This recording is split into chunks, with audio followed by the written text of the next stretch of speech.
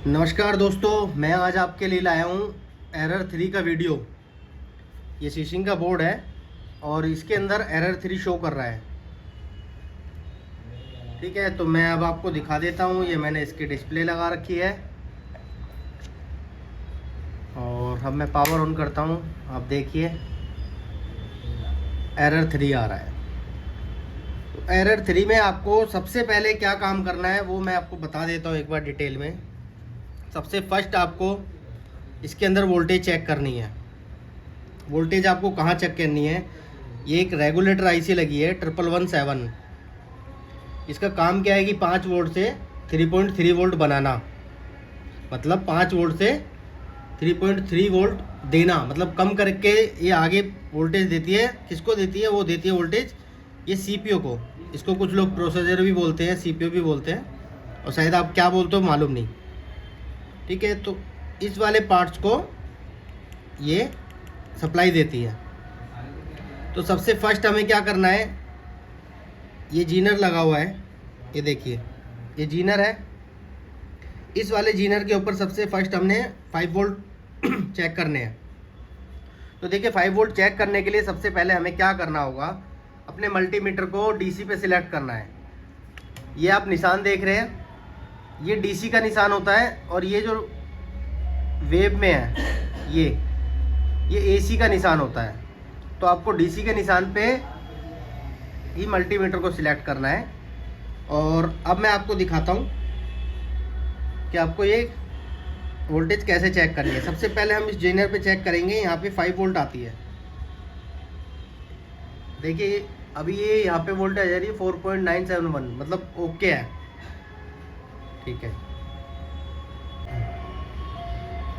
तो दोस्तों हमने देखिए सबसे पहले यहाँ पे हमने अपनी 5 वोल्ट चेक करी थी।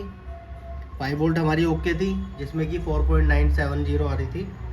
ठीक है, उसके बाद हम इस आईसी को चेक करेंगे। ये रेगुलेटर आईसी बोल सकते हैं इसको। इसका काम क्या है, 5 वोल्ट से 3.3 वोल्ट कन्वर्ट करके देना। तो देखिए इसके कई तरीके हैं। आप सबसे फर्स्ट यहाँ पे एक मल्टीमीटर की पिन रखेंगे। आप इसके बैक में देख रहे होंगे, ये जो बैक है इसके बैक में देखिए। फिर मैं इसके राइट में लगाता हूँ, ये लगाया, और आप मल्टीमीटर पे देखिए कितना शो कर रहा है, 1.6। ठीक है, अब आप इधर देखिए, मैं इससे हटा के इस पे लगाता हूँ। अब आप देखिए वोल्टेज कितना है, 3.3। ठीक है, अब आपको मैं एक चीज़ और दिखाता हूँ कि इस रेगुलेटर पे जो 5 वोल्ट आते हैं वो इन दो लैग पे आते हैं, फर्स्ट और एंडिंग। ये देखिए फर्स्ट और एंडिंग पे मैंने लगाया, कितना आ गया, 4.970। तो इसका मतलब क्या हुआ कि हमारे जो वोल्ट हैं वो प्रॉपर आ रहे हैं, लेकिन फिर भी एरर 3 आ रहा है डिस्प्ले में। कई बार इस पोजीशन में क्या होता है कि डिस्प्ले में भी प्रॉब्लम होती है, डिस्प्ले भी ख़राब हो सकती है। लेकिन ये मेरी चेक करी हुई डिस्प्ले है, ये डिस्प्ले ओके है। तो मेरे को कंफर्म है कि भाई डिस्प्ले में तो प्रॉब्लम हो ही नहीं सकती है। तो अब हमने वोल्टेज चेक कर ली है। सबसे मेन देखिए यही होता है चेक करने के लिए, क्योंकि एरर 3 में और किसी सेक्शन में जाने की आपको ज़रूरत ही नहीं है। सबसे फर्स्ट हमें कंफर्म होना चाहिए कि हमारी डिस्प्ले ओके है। सेकंड, हमें वोल्टेज चेक करनी होती है कि जो कि सीपीयू पे जाती है। अब हमने वोल्टेज भी हमने अपनी प्रॉपर चेक कर ली कि वोल्टेज हमारी प्रॉपर आ रही है। तो अब इसके बाद बचता क्या है, देखिए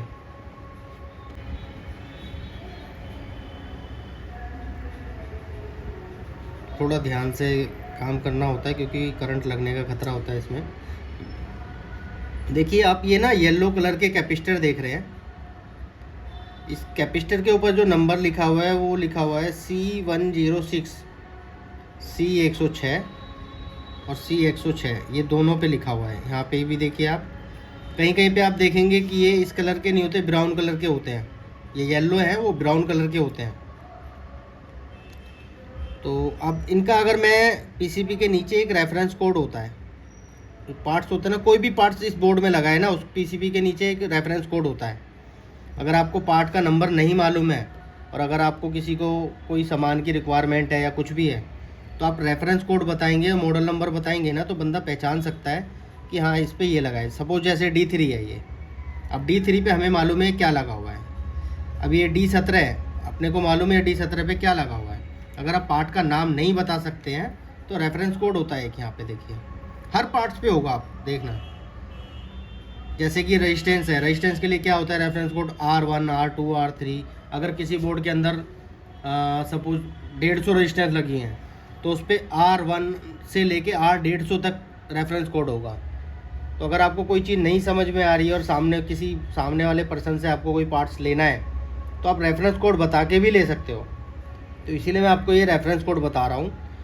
इसका रेफरेंस कोड है C92 और C93।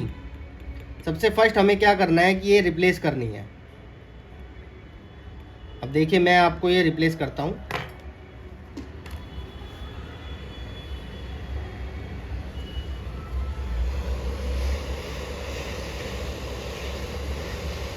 किसी भी तरीके का कोई भी अगर आप पीसीबी के अंदर कोई काम कर रहे हैं तो आपको सोल्डरिंग प्रैक्टिस होनी ज़रूरी है। और अगर आपको नहीं है तो आप पर डे 1 से 1.5 घंटे कोशिश करें।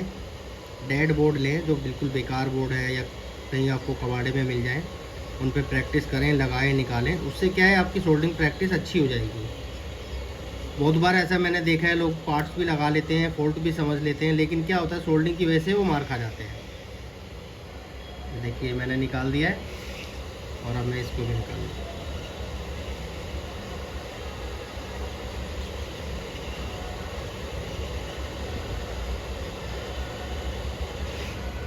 देखिए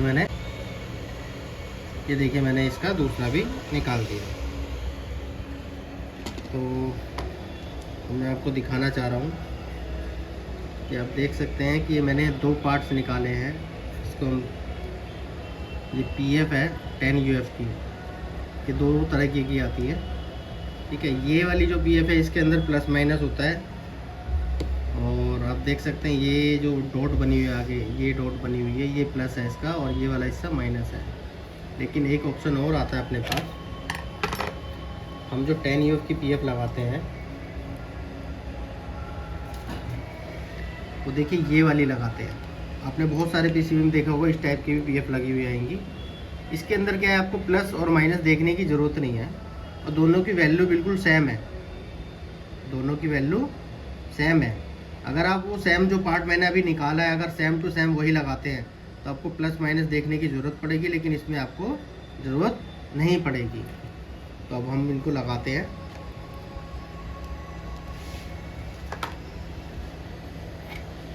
मैं अब आपको लगाने का थोड़ा सा तरीका भी बता देता हूँ।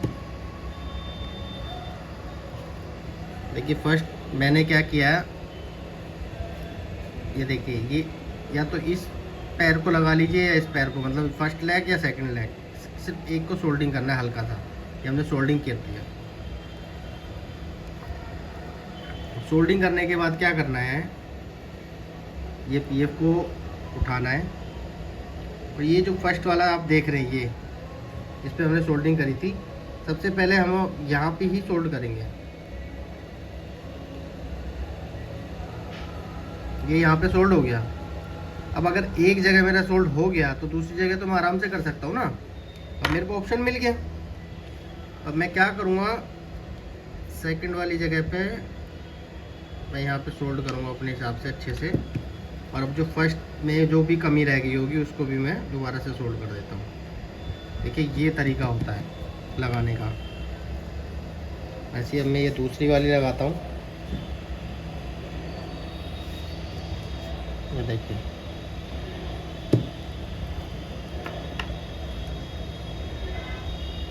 और ये हमने PF उठाया,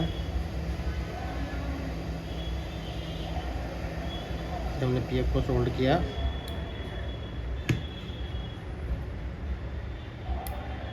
सोल्डिंग करते वक्त इतना ध्यान रखना कि जो भी आप पार्ट लगा रहे हो किसी और से शॉर्ट ना हो जाए या कहीं आप कोई शॉर्टिंग ना छोड़ दें, क्योंकि पता लगे कि आप फॉल्ट तो रिपेयर करो एरर 3 का और पता लगे फॉल्ट कुछ और ही आ जाए। और ये सारी चीज़ें जब ही होती है जब हमारे को सोल्डिंग प्रैक्टिस नहीं होती। देखिए अब मैंने ये दोनों पार्ट लगा दिए हैं। ये सीसिंग का बोर्ड है, कोई भी सीसिंग का बोर्ड हो, ये वाला पार्ट और ये वाला पार्ट, ये मैं दोनों लगा चुका हूँ, आप देख सकते हैं। और मैं थोड़ा सा इंतज़ार कर रहा हूँ कि ये ठंडा हो जाए, गर्म था थोड़ी काफ़ी, थोड़ा ठंडा हो जाए उसके बाद इसे लगाते हैं। कई बार क्या होता है, पार्ट्स जो हीट होता है ना, हीट होने के बाद पार्ट्स की जो वैल्यू होती है उसमें फ़र्क आता है। पार्ट्स हीट हो जाता है तो उसकी वैल्यू में फ़र्क आ जाता है, इसलिए हम इसको थोड़ा सा ठंडा करेंगे। देखिए अब ये जो मैंने पार्ट्स लगाया था वो मेरा अब नॉर्मल हो गया है, मतलब टेम्परेचर नॉर्मल हो चुका है, ठंडा हो गया है। और अब मैं एक बार पावर ऑन करके देखता हूँ कि अब मेरा एरर रिमूव हुआ कि नहीं। ये देखिए,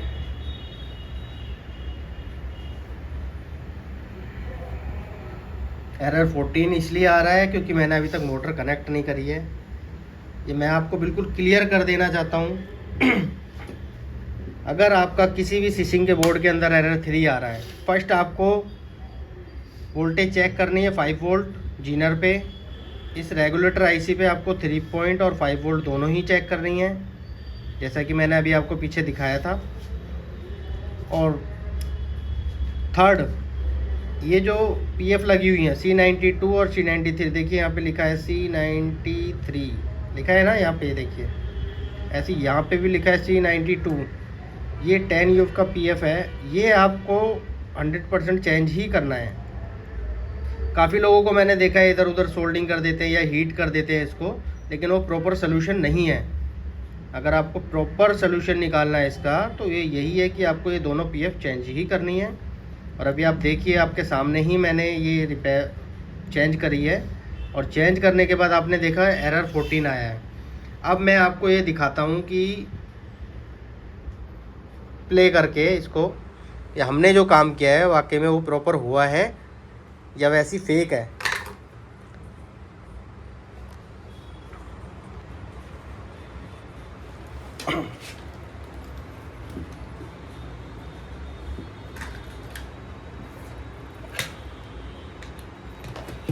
सबसे पहले हम इसके कनेक्टर लगा लेंगे। ये इनकोडर का कनेक्टर है जिसकी वायर पतली होती है, और जिसकी वायर थोड़ी मोटी होती है, आई मीन हार्ड वाली, हैवी वाली, वो मोटर की कॉइल की होती है, जिसमें कि 300 350 वोल्ट आता है, क्योंकि इनकोडर वाले में तो 5 वोल्ट ही आता है। अब हम इसका कनेक्ट करते हैं पैडल।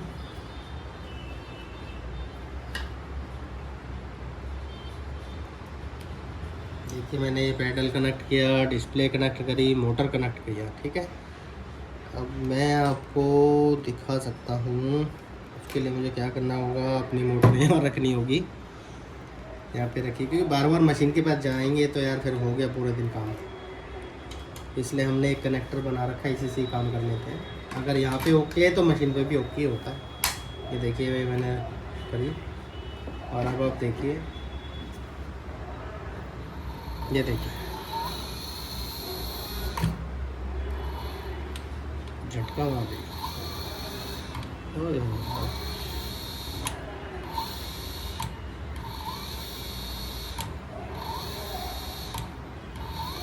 दोस्तों मैं सिर्फ एक ही चीज़ आपसे बार बार बोलता हूँ, हर बार एक ही चीज़ बोलता हूँ, अगर कोई आपको कोई चीज़ समझ में नहीं आ रही है तो आप एक वीडियो को ना 2 बार देखें, 3 बार देखें,